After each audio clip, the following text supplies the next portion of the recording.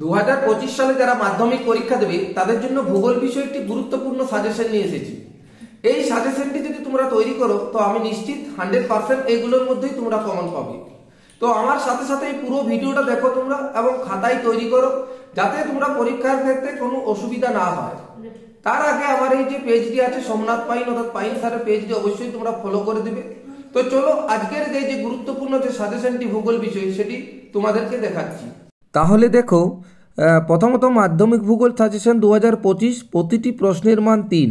আজকে যে প্রশ্নগুলি নিয়ে তোমাদের সাথে আলোচনা করব সেটি হচ্ছে প্রতিটি প্রশ্ন হচ্ছে 3 নাম্বার করে থাকবে তোমাদের। আমরা জানি 5 নাম্বারের প্রশ্ন থাকে, 3 নাম্বারের প্রশ্ন থাকে এবং কি টিকা হিসাবে 2 নাম্বারেরও কিন্তু প্রশ্ন থাকে। তাহলে আজ যেটা তোমাদের সামনে গুরুত্বপূর্ণ সাজেশন যেটা নিয়ে এসেছি সেটা 3 নাম্বারের প্রশ্ন। পুরো ভিডিওটা দেখো এবং আমার সাথে সাথে তোমরা খাতায় লিখে এগুলো তৈরি করো। প্রথমত প্রশ্ন দেখো, রসেমতানে ও ড্রামলিনের মধ্যে পার্থক্য লেখো। এটা প্রথম চ্যাপ্টার থেকে প্রশ্ন আসে, যেটা নদী, হিমবাহ, বায়ু এগুলোর মধ্যে যে চ্যাপ্টারটা আছে। দ্বিতীয় নম্বর হচ্ছে মরু অঞ্চলে বায়ুর কাজের প্রাধান্য দেখা যায় কেন, এটাও খুব গুরুত্বপূর্ণ। 3 নম্বর ঝুলন্ত উপত্যকায় জলপ্রপাত গড়ে ওঠে কেন। 4 হচ্ছে সব নদীর মোহনায় বদ্বীপ গড়ে ওঠে না কেন। 5 নম্বর বদ্বীপ গড়ে ওঠার অনুকূল ভৌগোলিক পরিবেশগুলি লেখো।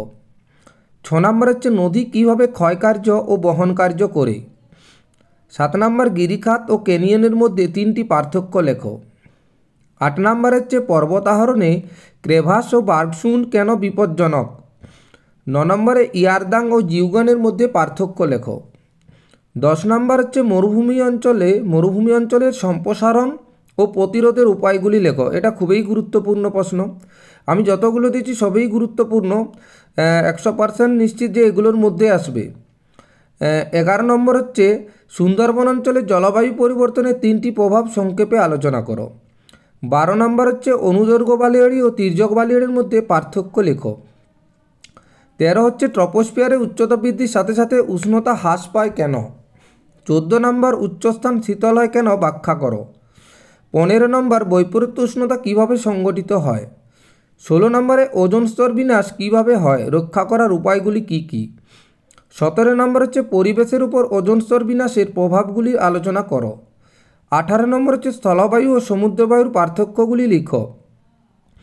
19 নম্বর হচ্ছে ক্যাটাবেটিক ও অ্যানাবেটিক বায়ুর 3টি পার্থক্য লেখো। 20 নম্বর হচ্ছে মৌসুমি বায়ুর উপর জেট বায়ুর প্রভাবগুলি লিখো। 21 নম্বর হচ্ছে ভরা জোয়ার ও মরা জোয়ারের মধ্যে 3টি পার্থক্য লেখো। 22 নম্বর হচ্ছে জোয়ার ভাটার সুফল ও কুফলগুলি আলোচনা করো। 23 নম্বর হচ্ছে প্রকৃতি ও উৎস অনুসারে বর্জ্যের উদাহরণসহ শ্রেণীবিভাগ করো। 24 নম্বর হচ্ছে বর্জ্য ব্যবস্থাপনায় শিক্ষার্থীদের যে কোনো ভূমিকা 3টি লেখো। 26 নম্বর হচ্ছে হুগলি নদীর উপর বর্জ্যের প্রভাব আলোচনা করো। 27 নম্বর হচ্ছে ভৌমজলের অতিরিক্ত ব্যবহারের কুফলগুলি আলোচনা করো। 28 নম্বর হচ্ছে দক্ষিণ ভারতে অধিক জলসেচ প্রচলিত কেন ব্যাখ্যা করো। 29 নম্বর হচ্ছে অরণ্য সংরক্ষণের 3টি উপায় আলোচনা করো। 30 নম্বর হচ্ছে সবুজ বিপ্লবের 3টি সুফল ও কুফল আলোচনা করো। 31 নম্বর হচ্ছে ভারতের নগরায়নের 3টি সমস্যা আলোচনা করো। 32 নম্বর হচ্ছে উপগ্রহ চিত্রের প্রধান 3টি বৈশিষ্ট্য লেখো। 33 নম্বর হচ্ছে জিও স্টেশনারি ও সান সিনক্রোনাস উপগ্রহের পার্থক্য লেখো। এই যে 33টি প্রশ্ন তোমাদেরকে আমি বললাম, এইগুলি তোমরা ভালো করে খাতায় তৈরি করে মুখস্থ করো, দেখবে অবশ্যই তোমাদের পরীক্ষায় কাজে লাগবে এবং আমি নিশ্চিত যে এইগুলোর মধ্যেই 3 নম্বরের প্রশ্ন কিন্তু তোমাদের পরীক্ষায় আসবে। তো সবাইকে অগ্রিম শুভেচ্ছা রইল মাধ্যমিক পরীক্ষার জন্য। এইগুলো তৈরি করো। আগামী দিনে আবার 5 নম্বরের যেসব সাজেশনগুলো আছে সেইগুলো তোমাদেরকে দেব দিন কয়েকের মধ্যেই। তো আমার সাথে সাথে এই ভিডিওটি সবাই দেখো এবং আমার এই সোমনাথ পাইন ও পাইন স্যারের যে ফেসবুক পেজটি রয়েছে এটি অবশ্যই ফলো করো। আগাম যে ভিডিওগুলো আসবে সেইগুলো পাবে তোমরা। তাহলে সবাইকে অসংখ্য ধন্যবাদ।